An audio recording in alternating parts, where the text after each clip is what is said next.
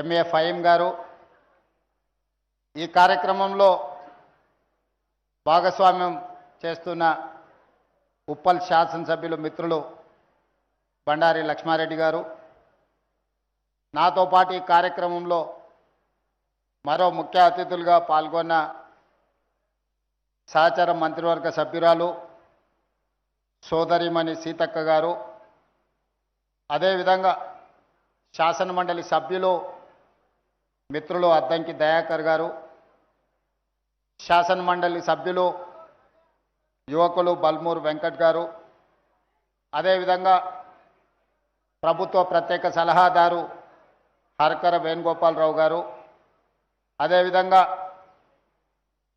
TGIIC chairperson శ్రీమతి నిర్మలా జగ్గారెడ్డి గారు, అదేవిధంగా మరో కార్పొరేషన్ చైర్పర్సన్ బండ్రు శోభారాణి గారు, మరో చైర్పర్సన్ చరణ్ కౌశిక్ యాదవ్ గారు, అదేవిధంగా మాజీ శాసనసభ్యులు పెద్దలు సుధీర్ రెడ్డి గారు, తోటకూర వజ్రేష్ యాదవ్ గారు, మిత్రులు సోదరుడు పరమేశ్వర్ రెడ్డి గారు,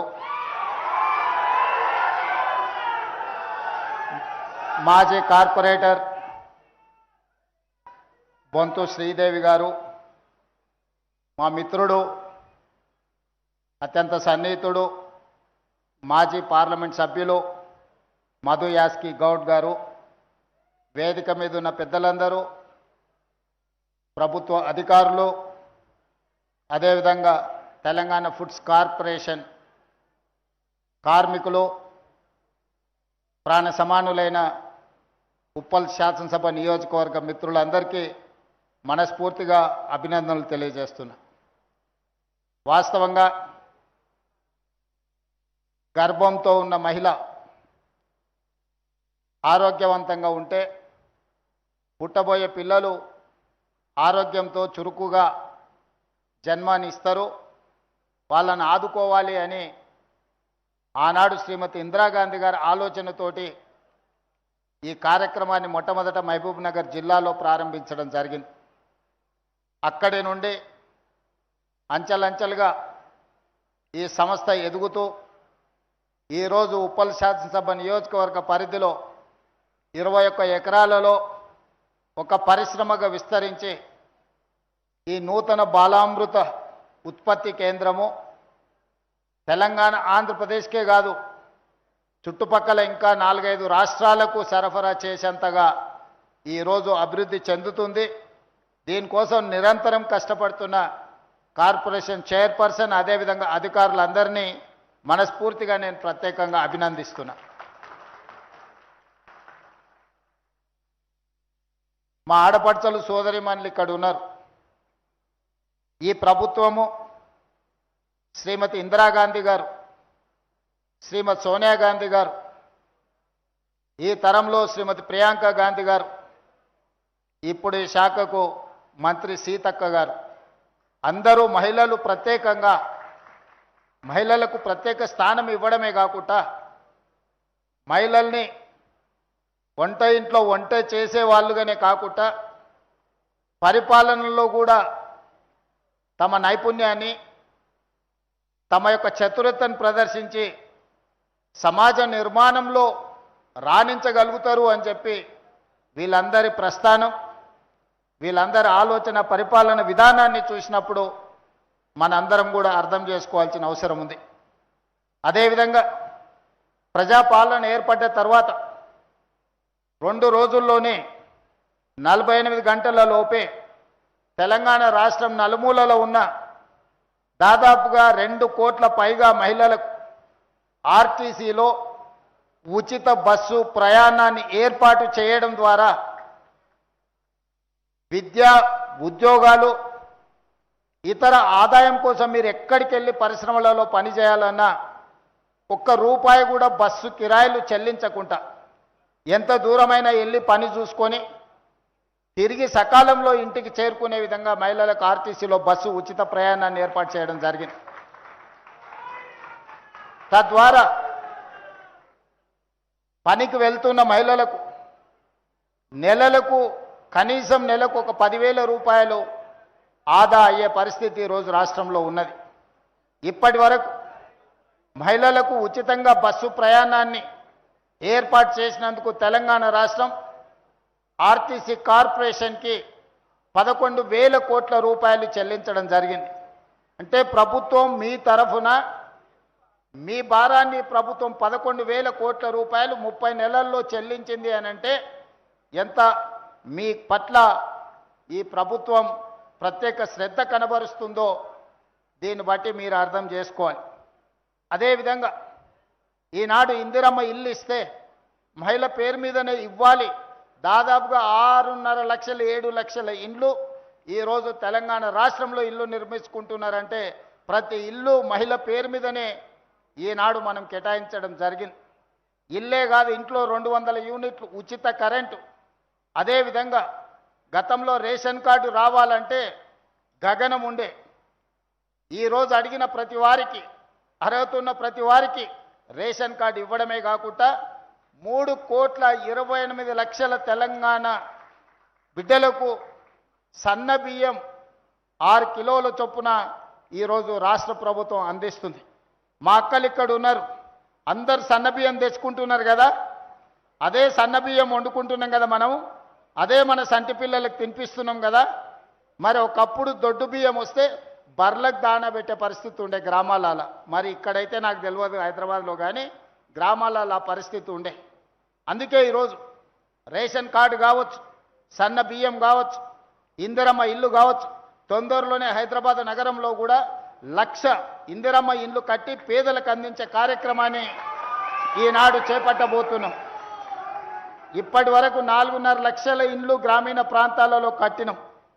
మరి పట్టణ ప్రాంతాలలో భూమి ధర బంగారానికంటే పిరమైపోయి వజ్రాల ధర వలుకుతుంది ఇవాళ భూమి. ఇవాళ పేదోళ్ళు ఒక గజం ఏదైనా భూమి తీసుకుందామంటే జీవితకాలం కష్టపడ్డా కొనలేని పరిస్థితి ఉంది. అందుకే ఈనాడు ఏ విధంగా పట్టణ ప్రాంతంలో ఉన్న పేదలను ఆదుకోవాలని 1,00,000 ఇందిరమ్మ ఇండ్లను పట్టణ ప్రాంతంలో కట్టి పేదలకు పంచి పెట్టాలి అని ఈరోజు కార్యక్రమాన్ని తీసుకున్నాం. గృహ నిర్మాణ శాఖ మంత్రి నిరంతరం ఆ కార్యక్రమాలను పర్యవేక్షిస్తున్నాడు. అదేవిధంగా ఈరోజు పట్టణ ప్రాంతంలో ఉండే వాళ్ళకు మహిళలకు బస్సులో ఉచిత ప్రయాణమే కాదు, 1000 బస్సులకు యజమానులను ఈరోజు మహిళల్ని చేయడం జరిగింది. 1000 మెగావాట్ల సోలార్ విద్యుత్ ఉత్పత్తి కేంద్రాలను ఇవాళ మహిళలకు ఇచ్చినాం. హైటెక్ సిటీ శిల్పారామం అంటే శ్రీమంతులే ఉండే ప్రాంతం, పెద్ద పెద్ద కంపెనీలు ఉండే ప్రాంతం అని ఇప్పటివరకు మనం అనుకున్నాం. కానీ శిల్పారామం పక్కన హైటెక్ సిటీ అంచున 3.5 ఎకరాలు 1000 కోట్ల ప్రాపర్టీ ఈరోజు ఇందిరా మహిళా శక్తి కేంద్రాలుగా మార్చి 150 షాప్స్ రాష్ట్రం నలుమూలల వాళ్ళు తయారు చేసిన వస్తువులను అక్కడ అమ్ముకోవడానికి ఈరోజు ఇందిరా మహిళా శక్తి నైట్ బజార్ని ఈరోజు మహిళలకు కేటాయించి వ్యాపారంలో కూడా మహిళల్ని రాణించే విధంగా ఈరోజు మన ప్రభుత్వం ప్రయత్నం చేస్తుంది. నా లక్ష్యం ఒక్కటే, 2034 సంవత్సరం లోపల 1 కోటి మంది ఆడబిడ్డల్ని కోటీశ్వరులను చేసే వరకు విశ్రమించేది లేదు. ఈరోజు 1 కోటి మంది ఆడబిడ్డల్ని కోటీశ్వరులను చేయడానికి అన్ని రకాల ప్రణాళికలు, వాళ్ళకు ఉద్యోగ ఉపాధి అవకాశాలే కాకుండా వ్యాపారం చేసుకోవాల్సిన అవసరమైన మెలకువలు కూడా. ఒకప్పుడు రిలయన్స్ వాళ్ళకి పెట్రోల్ బంకులు ఉండేది, అంబానీలు పెట్రోల్ బంకులు నడిపేది. ఈరోజు ఆడబిడ్డలకు పెట్రోల్ బంకుల కోసం స్థలం ఇచ్చి ఈరోజు పెట్రోల్ బంకుల యజమానులను ఆడబిడ్డల్ని చేసినాం. ఈరోజు అద్భుతంగా వాళ్ళు పెట్రోల్ బంకులు నడుపుతున్నారు. అన్ని ప్రభుత్వ కార్యాలయాలు క్యాంటీన్స్ గతంలో ప్రైవేట్ కాంట్రాక్టర్ల దగ్గర ఉండే, ఈనాడు మహిళలకే ఆ క్యాంటీన్లన్నీ ఇచ్చి క్యాంటీన్ల నడిపి ఆర్థికంగా నిలదొక్కునే ఆర్థికంగా ఆడబిడ్డలకి ఈరోజు ఆర్థిక వెసులుబాటు కల్పించినాం. ఈ విధంగా ఒక్కొక్కటిగా 30 నెలల్లో మా సీతక్క 60,000 కోట్ల రూపాయల పైగా ఆడబిడ్డలకు బ్యాంకులతోని లింకేజ్ ఇప్పించి దాదాపుగా 2,000 కోట్ల రూపాయలు సున్నా వడ్డీ కోసం బ్యాంకులకు రాష్ట్ర ప్రభుత్వం వడ్డీ చెల్లించి ఈరోజు వ్యాపారాలు మీరు చేసుకునే విధంగా ఐకేపీ కేంద్రాల నుంచి వ్యాపారం మీరు వేగంగా ముందుకు వెళ్ళేటట్టు ఈరోజు ఆడబిడ్డల కోసం అన్ని ప్రయత్నాలు చేస్తున్నాం. అందుకే ఈనాడు ఆడబిడ్డలను ఆర్థికంగా నిలబెట్టడమే కాదు, ఆడబిడ్డలకు పుట్టబోయే బిడ్డలు ఆరోగ్యవంతంగా ఉండాలి. మన పిల్లలు ఆరోగ్యవంతంగా ఉన్నప్పుడే తల్లిదండ్రులకు ఆనందం ఉంటుంది. ఈరోజు అందుకే తల్లి గర్భం దాల్చినప్పటి నుంచి 6 సంవత్సరాలకు పెరిగే వరకు బలవర్ధకమైన పోషకాహారం పేద పిల్లలకి ఇవ్వాలి. ఈరోజు వాళ్ళని ఆదుకోవాలన్న ఆలోచనతోని ఈ బాలామృత ఉత్పత్తి కేంద్రాన్ని ఈరోజు ప్రారంభించినాం. 100% న్యూట్రిషన్ ఫుడ్. మీ కార్మిక సంఘం నాయకుడు ఇక్కడనే ఉన్నారు, జనక్ ప్రసాద్ గారు. వారు సింగరేణి కార్మిక సంఘమే కాదు, ఈరోజు టీజే ఫుడ్స్ కార్మిక సంఘానికి కూడా అధ్యక్షుడు ఉన్నాడు. వారికి తెలుసు ఈరోజు ఈ ప్రభుత్వం ఎంత చిత్తశుద్ధితోటి ఈ పిల్లల ఆరోగ్యాన్ని కాపాడడానికి, వీళ్ళే భవిష్యత్ తరాలు, ఈ దేశ భవిష్యత్తు. వీళ్ళ ఆరోగ్యాన్ని కాపాడినప్పుడు వీళ్ళను సొంత కాళ్ళ మీద నిలబడే విధంగా రాష్ట్ర ప్రభుత్వం తీర్చిదిద్దినప్పుడే నిజమైన తెలంగాణ, అభివృద్ధి చెందిన తెలంగాణ, ఆరోగ్యవంతమైన తెలంగాణగా మనం అవతరిస్తాం. అందుకే ఈనాడు ఈ పిల్లల కోసం ఒక మంచి కార్యక్రమాన్ని మా కార్పొరేషన్ అందరూ కలిసి ఇంత మంచి కార్యక్రమాన్ని ఏర్పాటు చేసినారు. దీన్ని ఇంకా పాఠశాలల్లో గతంలో నర్సరీ కానీ, ఎల్కేజీ కానీ, యూకేజీ కానీ ప్రభుత్వ పాఠశాలల్లో లేదు. ముఖ్యంగా పట్టణాల్లో వలస వచ్చి పనులు చేసుకునే వాళ్ళ పిల్లలు చదువుకోవాలంటే ప్రైవేట్ స్కూళ్ళకు పంపించాల్సిన పరిస్థితి. వేలకు వేలు, లక్షలకు లక్షలు ఫీజులు కట్టలేక సంపాదించినంత మొత్తం తల్లిదండ్రుల కష్టమంతా అయితే విద్యకు లేకపోతే వైద్యానికి ఖర్చు పెట్టుకునే పరిస్థితి. అందుకే ఆలోచన చేసి ఈరోజు నర్సరీ నుంచి 12th క్లాస్ వరకు నాణ్యమైన విద్యను అందించడమే కాకుండా పొద్దున్నే లేచి పరిశ్రమలలో పనిచేసే తల్లులు పనికి వెళ్ళిపోతారు. పిల్లలకు భోజనం పెట్టే పరిస్థితి ఉండదు, పాలు ఇచ్చే పరిస్థితి ఉండదు ఆర్థికంగా. అందుకే ఈనాడు రాష్ట్ర ప్రభుత్వం వాళ్ళందరి కష్టాన్ని గుర్తించి కష్టం నుండి వాళ్ళని దూరం చేయడానికి ఈరోజు నర్సరీ నుంచి 12th క్లాస్ వరకు బ్రేక్ఫాస్ట్తో పాటు లంచ్, ఒక నాణ్యమైన భోజనం పెట్టాలని ఈరోజు గొప్ప పథకాన్ని ప్రభుత్వం ప్రారంభించింది. ఒకరోజు పాలు, ఒకరోజు రాగి జావ, ఇంకొక రోజు ఇడ్లీ, ఇంకొక రోజు వడ, ఇంకొక రోజు పూరి. ఇట్లా శ్రీమంతులు వాళ్ళ పిల్లలు ఏ విధంగా అయితే పొద్దున బ్రేక్ఫాస్ట్ చేస్తారో ఈరోజు పేదోళ్ళ పిల్లలకు ప్రభుత్వము ఈరోజు బ్రేక్ఫాస్ట్ కార్యక్రమాన్ని ప్రారంభించింది. పిల్లలు స్కూల్కి వచ్చి ఆకలితో కడుపుతో ఉంటే టీచర్లు ఏం చదువు చెప్పినా పిల్లలకు ఆలోచనలకు తట్టదు. కడుపులో ఆకలి ఉంటే చదువు తలకెక్కదు. కానీ తల్లిదండ్రులకేం పొద్దున్నే లేచి ఉద్యోగానికి వెళ్ళాలి. తల్లులు బయటికి వెళ్ళి పని చేయలేకపోతే కుటుంబం గడవడం పరిస్థితి కష్టం. ఇంటి కిరాయిలు, ఇంటి అవసరాలు, ఒక్కొక్కసారి ఇంటి అయినా సాయంత్రం చేసుకునే దావతులు, ఇవన్నీ కూడా కుటుంబ భారం అంతా మహిళ మీదనే పడే పరిస్థితి. మా అక్క నవ్వుతుందాడ, నిజమే కదమ్మా నేను చెప్పింది. ఇంటి ఆయన జేబులో నగదు ఉంటే పోయి బెల్ట్ షాప్కి ఇచ్చొస్తాడు.